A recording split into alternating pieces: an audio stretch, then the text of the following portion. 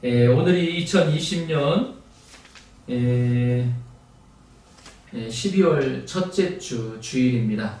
12월은 성탄을 축하하는 달이죠.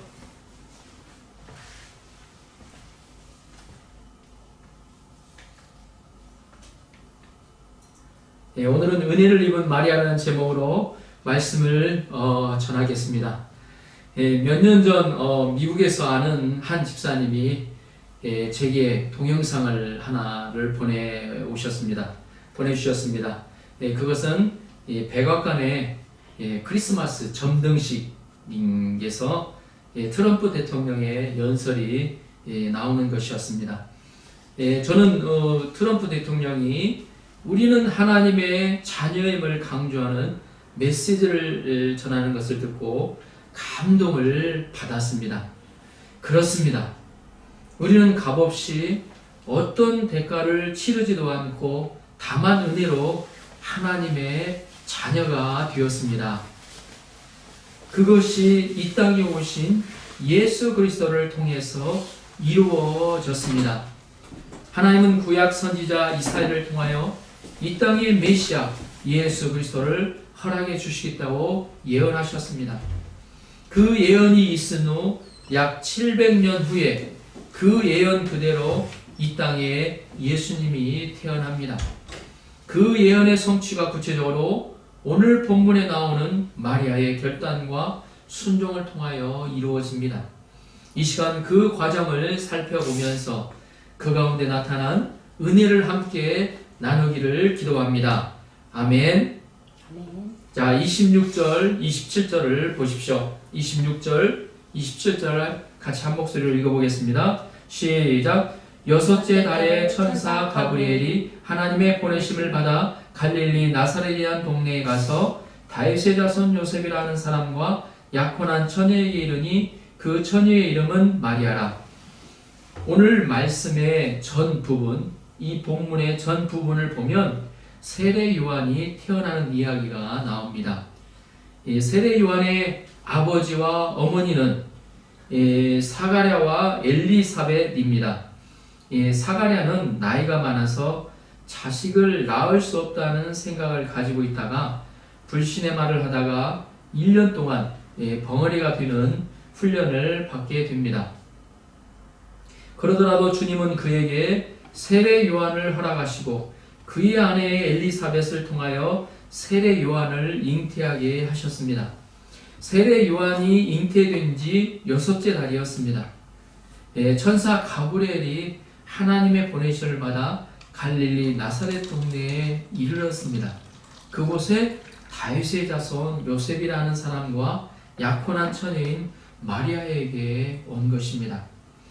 하나님은 선지자 이사야를 통해서 700년 전에 갈릴리를 영화롭게 할 것이라고 예언하셨습니다. 그러나 실제 갈릴리 사람들은 그 당시 북이스라엘의 소속이 되어 아수르의 멸망을 당하게 됩니다. 그래서 혼혈족이 되고 멸망당한 후에 아수리아가 편 정책이 그 사람 이주 정책이었습니다. 그래서 이방인들을 이 이스라엘, 그 북이스라엘에 데려와서 또 이 북이스라엘에 사는 갈릴리 사람들을 이방으로 보려 서로 함께 살도록 섞어놨습니다. 그래서 혼혈족이 되었고 혼합 종교를 가지게 되었습니다. 그래서 그곳은 특히나 유대인들은 그 하나님으로부터 선택받았다는 그 선민 의식이 아주 강하잖아요. 그렇기 때문에 그들이 혼혈족이 되고 혼합 종교를 믿는 것에 대해서 굉장히 무시하고 멸시했습니다. 그래서 이 갈릴 땅은 멸시받는 땅이요 이방인처럼 취급되는 땅이 되어버렸습니다. 이 예수님의 제자인 빌립과 나다나엘의 대화를 보면 잘 알 수가 있습니다. 이 빌립이 예수님이 갈릴리 나사렛 사람이라고 하자 나다니엘이 한 말이 있습니다. 나사렛에서 무슨 선한 것이 날 수 있느냐라고 했습니다. 그만큼 나사렛은 이스라엘에서 유대인들에게 인정받지 못하는 곳이었다는 것입니다. 갈릴리 나사렛 출신이라고 하면 무시하거나 거들떠보지도 않았습니다. 그러나 하나님은 메시아가 갈릴리에서 자라고 활동하게 하심으로 갈릴리를 영원하게 하신다고 약속하여 주셨습니다. 그 약속대로 하나님은 갈릴리에 사는 마리아를 천사를 통해서 찾아가신 것입니다. 예수님은 어디에서 태어나셨죠? 산이짱? 이스라엘. 이스라엘이죠. 이스라엘 어디? 나자렛.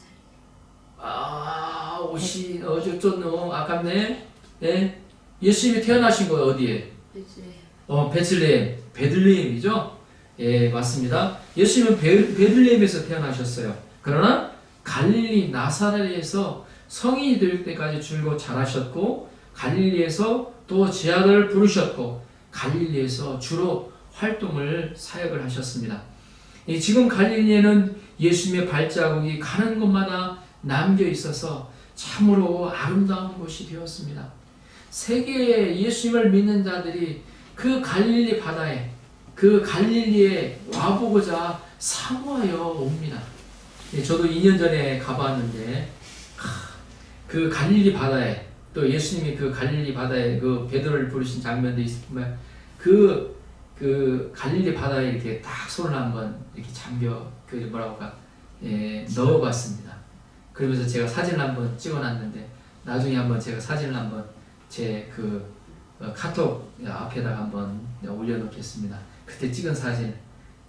저도 감격해서 그 예수님이 사역하셨던 예수님의 손길과 발길이 담겨져 있는, 발자취가 남겨져 있는 그 아름다운 그 갈릴리 바다의 모습을 조금 보실 수 있을 것 같습니다. 이처럼 예수님이 있는 곳이면 아무리 무시받고 멸시받는 곳이라도 아름답고 영원하게 되어집니다. 이것은 장소뿐만이 아닙니다. 사람에게도 동일합니다. 그 사람이 아무리 멸시받고 무시받고 사람들로부터 어때요? 사람 취급을 받지 않는 것일지라 할지라도 예수님을 마음에 받아들이면 그 자체가 아주 영화롭고 아름다운 삶으로 변화되어 갑니다. 실제로 예수님의 제자들이 그랬잖아요. 예수님을 영접하고 난 다음에 그들의 인생 문제가 풀려지고 그의 인생들이 정말로 아름답게 변화되어져 갔어요. 이것이 바로 예수님을 영접한 자의 놀라운 은혜입니다. 천사는 갈릴리에 사는 다윗의 자손 요셉이라는 사람과 약혼한 마리아에게 이르렀습니다. 다윗의 자손과 약혼한 마리아를 찾아가는 것도 실제로 보면 하나님의 약속대로 된 것입니다. 하나님은 메시아 탄생을 인류가 타락한 그 순간부터 예언하셨어요. 창세기 3장 15절에 나오죠. 창세기에서는 여자의 후손에게서 그리스도가 나온다고 하였습니다. 여자의 후손 중에서도 아브라함에게서, 또 아브라함의 후손 중에서도 다윗의 후손에게서 메시아가 나온다고 약속하여 주셨습니다. 하나님은 그 약속대로 다윗의 후손인 요셉과 약혼한 마리아에게서 메시아가 나게 하신 것입니다. 그를 위해 다윗의 후손과 약혼한 처녀 마리아를 찾아가게 하신 것입니다. 이것도 성경의 약속대로 된 것입니다. 이 다윗의 후손과 약혼한 처녀 마리아를 찾아온 것도 성경의 약속대로 된 것이에요. 이사야는 다윗의 후손 중에서도 처녀에게서 메시아가 태어난다고 약속하여 주셨습니다. 일반적인 어때요? 어머니, 결혼한 사람이 아니고 처녀에게서 태어난다고 약속하여 주신 거예요. 그 말씀을 보면 보라, 처녀가 잉태하여 아들을 낳으리니 그 이름을 임마누엘이라 하리라 약속하여 주셨습니다. 하나님은 그 약속대로 처녀 마리아에게서 메시아가 나게 하셨습니다. 처녀가 아기를 낳는 것은 불가능합니다. 사실 그러잖아요. 하나님은 이런 불가능을 가능케 하신 분이십니다. 이를 통하여 하나님은 인류와 영원토록 함께 하신다는 증거를 보여주신 것입니다. 하나님은 지금도 우리와 함께 하셔서 불가능한 일을 가능하게 하십니다. 우리는 천사가 하나님의 보내심을 받들어 다윗의 자손 요셉과 정혼한 마리아를 찾아간 것을 통해서 중요한 사실을 생각해 볼 수가 있습니다.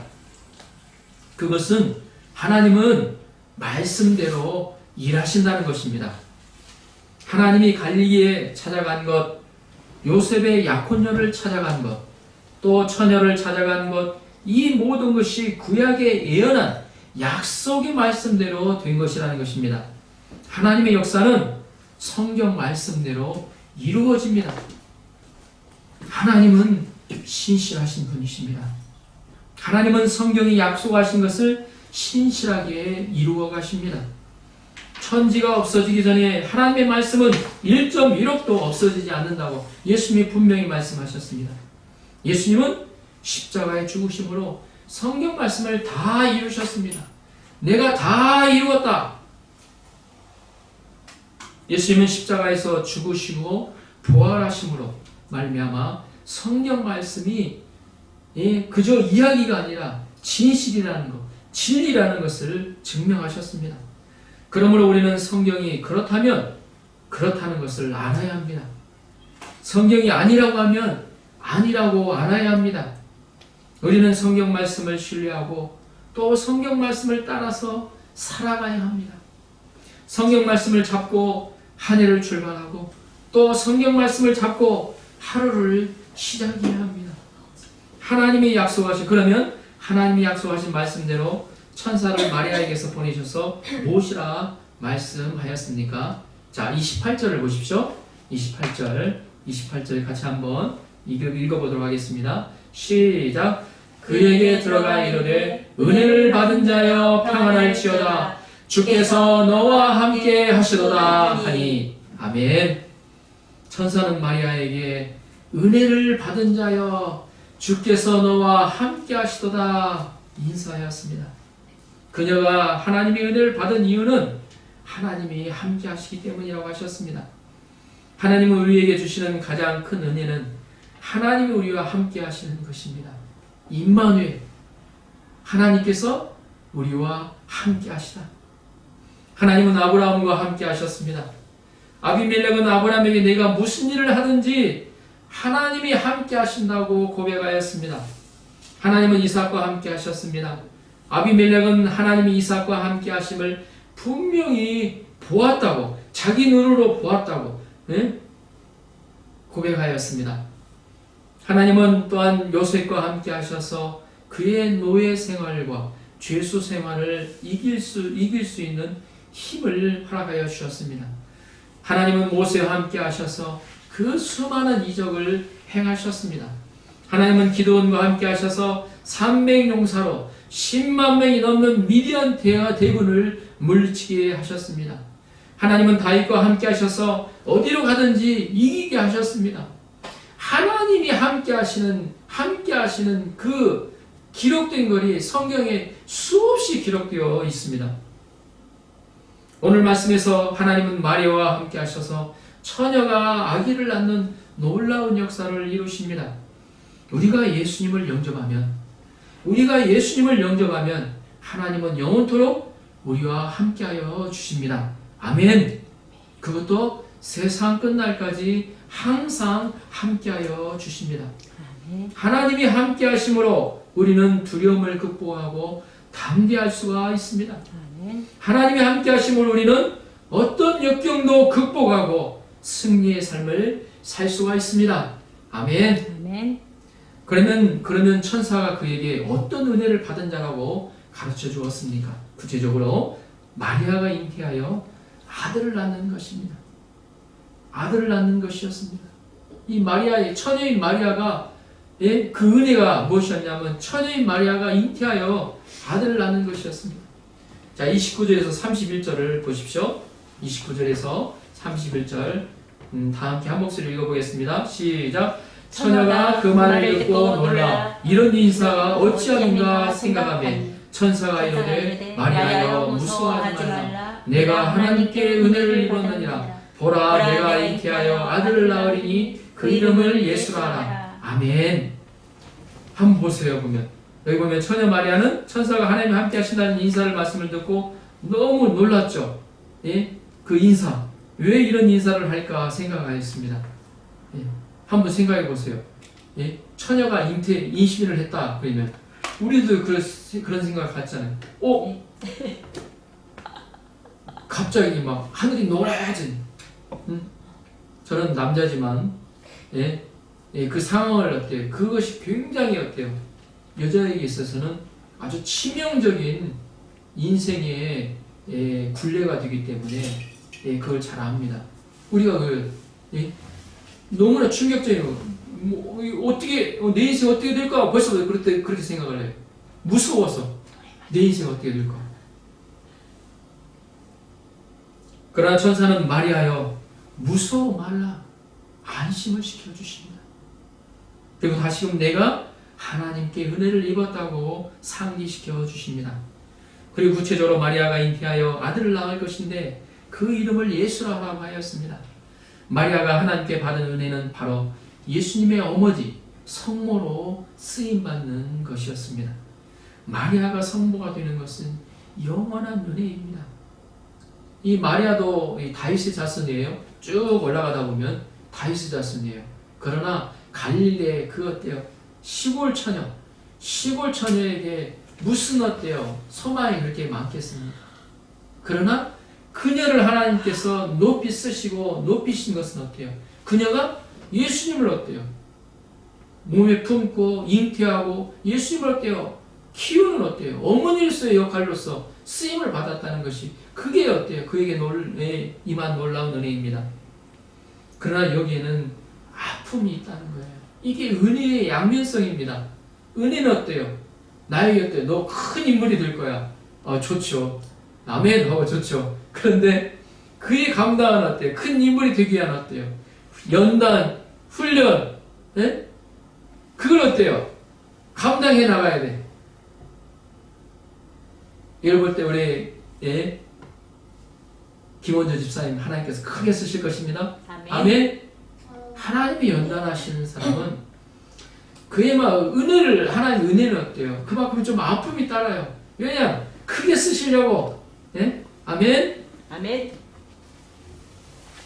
처녀가 잉태한다는 것은 한국 사회나 일본 사회에서도 아주 충격적인 일입니다. 사람들의 비방을 받을 수 있습니다. 아니, 쟤 왜 이래? 갑자기 눈에 있는 어때요? 보여지는 눈이 달라져요. 또 실컷 이제까지 요셉씨하고 약혼을 했는데 그 약혼이 어때요? 파혼이 될 위기에 다다르게 되었습니다. 이 파혼되는 것도 문제지만 어때요? 그 사람은 어때요? 실망시키는, 우라기를 어때요? 실망시키는 어때요? 그런 게 됩니다. 극단적으로 하면 이스라엘에서는 어때요? 너무나도 잘 알죠. 보면 결혼하기 전에 임신하면 어때요? 돌에 쳐 맞아 죽는다는 것은 어때요? 마리아도 어때요? 율법을 안 하기 때문에 잘 알아요. 보면 극단적으로 하면 돌에 맞아 죽을 수도 있습니다. 그녀에게 은혜가 크기 때문에 아픔도 크다는 것입니다. 여기서 하나님의 은혜는 하나님께 쓰임받는 것이라는 것을 배울 수가 있습니다. 하나님께 쓰임받는 데에는 인간적으로 아픔을 동반합니다. 아픔이 클수록 은혜는 큰 것입니다. 우리가 어떤 아픔이 있더라도 하나님께 쓰임받을 수 있다는 것은 큰 은혜입니다. 제게도 일본 선교 역사에 쓰임받는 것은 은혜입니다. 요즘 제안에 일본의 영적 부흥이 일어날 수 있도록, 그래서 일본에 10만 교회가 세워지도록 하는 기도 제목이 명확해지고 있습니다. 기도하면 자꾸 마음에 다가옵니다. 그를 위해 내가 할 수 있는 일이 무엇인가 자꾸 주님께 묻고 있습니다. 그럴 때 교회들을 섬기는 영적인 지도자들과 목회자들을 키운 일을 해야 한다는 마음을 주십니다. 그러나 그 길이 쉬운 길인가요? 절대 쉬운 길이 아닙니다. 한 명의 일본인 신자를 만들려고 해도 적어도 5년에서 10년이 걸린다고 하는데, 더욱이 목회자들, 일생을 어때요? 주를 위해 헌신하는 목회자들, 영적인 지도자들을 양성하려고 하면 쉽지만은 않은 길입니다. 그만큼 그에 따른 희생과 결단이 필요합니다. 얼마 전 나이토 마나부상이라는 형제가 예배에 참석한 적이 있습니다. 그가 생활보호 직장을 잃고 사는 것도 확실치 않은 그에게 있어서 또 생활보호 허가를 받고 직장을 잡을 수 있도록 기도해주고 도우면서 매주 화요일 점심을 오라고 해서 마음을 들여 대접하며 섬겨주었습니다. 그런데 어느새 아무 말도 없이 오지 않습니다. 그럴지라도 제 안에 실망하지 않는 마음을 주신 것을 감사합니다. 그런 상황을 여러 번 접하더라도, 아니 수십 번, 수백 번 접하더라도 계속해서 섬겨 나가야 합니다. 제 안에 일본 영혼들에 대한 불쌍히 여기는 목자의 심정으로 주님이 주신 은혜를 감당해 나갈 수 있도록 기도해 주십시오. 아멘. 은혜를 감당하려면 많은 아픔이 따릅니다. 마리아가 그랬듯이 그녀가 예수 그리스도를 낳는 은혜를 감당하고자 사랑하는 요셉스에게 버림받을 각오도 하였을 것입니다. 알고 있는 주위 사람들과 마을 사람들의 뜨거운 멸시와 판단의 시선도 감당하기 쉽지 않았을 것입니다. 더욱이 처녀가 임신함으로 돌에 맞아 죽을 수도 있다는 공포와 무서움도 참아내기가 쉽지 않았을 것입니다. 그러기에 갈등하기도 하고 고민하는 것입니다. 이때 천사가 마리아를 어떻게 도와줍니까? 자, 32절에서 37절을 보십시오. 좀 길지만 같이 한 목소리로 한번 읽어보겠습니다. 32절에서 37절입니다. 네, 시작. 그가 큰 자가 되고 지극히 높으신 이의 아들이라 일컬어질 것이요 주 하나님께서 그 조상 다윗의 왕위를 그에게 주시리니 영원히 다윗의 야곱의 집을 왕으로 다스릴 것이며 그 나라가 무궁하리라.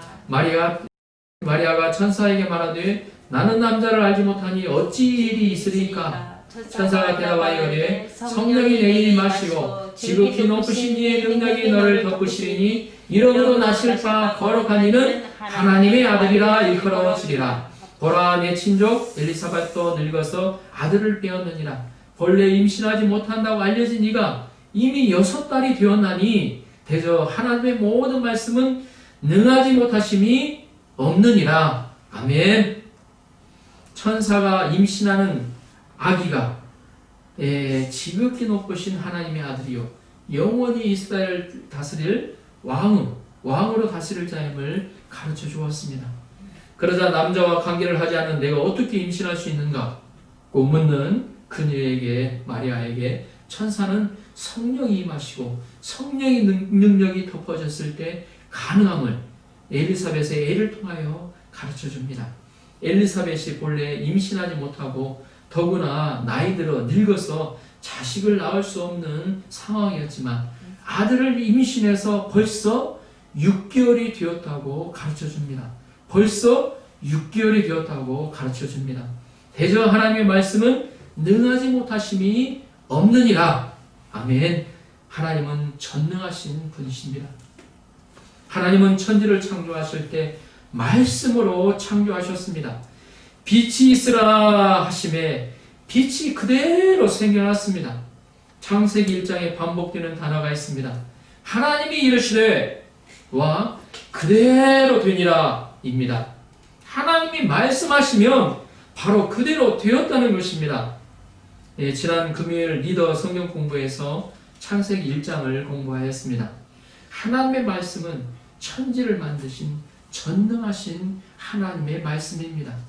무에서 유를 창조하신 하나님은 능히 처녀도 잉태하게 할 수 있습니다. 우리는 말씀을 믿고 하나님을 믿어 드려야 합니다. 지금도 하나님의 모든 말씀은 능치 못하심이 없습니다. 하나님을 믿으면 하나님은 산을 바다에 옮기는 일을 하십니다. 하나님이 변화시키지 못할 사람은 없습니다. 저번 주 고바야시 상에게 제가 일본인의 영혼의 어머니가 되시라고 권면해 드렸습니다. 고바야시 상은 돈을 벌어서 또 가난한 사람들 또 아이들을 돕고자 하는 이 선한 마음을 가지고 있었습니다. 그런 생각을 가지고 있다는 것이 쉬운 게 아니에요. 세상은 다 자기를 위해서 살려고 하잖아요. 더 어때요? 맛있는 거 먹고 더 좋은 데 가고 더 좋은 자동차 타고 모두 다 거기에 관심이 쏠려 있어요. 주님께서 그 선한 마음을 주신 줄 압니다. 마리아처럼 의아한 생각을 가질 수도 있지만 그러나 저와 하나님을 신뢰하시고 기도 제목으로 기도해 보시기 바랍니다. 고바야시상은 마음에 교제를 하다 보니까 마음에 아주 뜨거운 이 열정 있는 분이에요. 아멘. 또 사람들을 잘 얻는 은사를 가지고 있어요. 주님께서 놀랍게 쓰시지 않을까 생각이 됩니다. 아멘. 믿습니다. 아멘. 천사가 전능하신 하나님을 믿도록 설득하자 마리아는 어떻게 결단합니까? 자, 천사가 어때요? 엘리사벳의 일을 통해서 또 예수님이 어떤 분으로 이 땅에 오셨는가? 하나님의 아들이라고 소개했을 때 마리아의 마음에 결단하는 마음이 생깁니다. 자, 38절을 보십시오. 38절 함께 읽어보겠습니다. 마리아가 이르되 주여 여종이오니 말씀대로 내게 이루어지이다 하매 천사가 떠나가니라. 아멘. 마리아가 어떠겠습니까? 주의 여종이오니 말씀대로 내게 이루어지이다 고백하였습니다. 정말 놀랍잖아요. 그녀는 벌써 믿음이 생겼어요. 그 믿음으로 하나님의 말씀의 능력을 믿었습니다. 하나님의 말씀대로 순종하자 결단한 것입니다. 자신의 인생을 온전히 하나님의 말씀에 맡겨드렸습니다. 마리아가 말씀대로 순종하는 것은 많은 아픔이 있습니다. 그래도 마리아는 자신의 뜻을 포기하고 하나님의 뜻에 순종하였습니다. 마리아의 이런 순종을 통하여 예수님은 이 세상에 오실 수 있었습니다. 마리아는 순종을 배웠기 때문에 순종을 가르칠 수 있었습니다. 마리아는 어때요? 요한복음 2장에 나오는 가나의 혼인잔치가 나오죠? 하인들에게서 예수님께서 무슨 말씀을 하시든지 그대로 하라고 하인들에게 명령합니다. 하인들이 어때요? 예수님의 말씀에 순종하여 항아리에 가득 채우고 그물을 떠서 연회장에 갖다 주었을 때 물이 포도주로 변하는 놀라운 기적의 역사가 이루어졌습니다. 예수님도 마리아의 어머니 마리아처럼 순종을 배우셨습니다. 예수님도 심한 통곡과 눈물로 십자가에 하나님이 허락하신 잔을 나의 잔으로 여기고 순종하여 십자가에서 죽으셨습니다. 예수님의 순종을 통하여 인류 구원 역사는 이루어질 수 있었습니다. 우리가 성숙한 신자라는 것은 순종하는 것입니다. 우리가 성숙한 신자라는 것은 교회에서 어때요? 20년, 30년, 40년, 50년 교회에 다녔다는 것이 성숙한 신자가 아닙니다. 교회에서 어때요?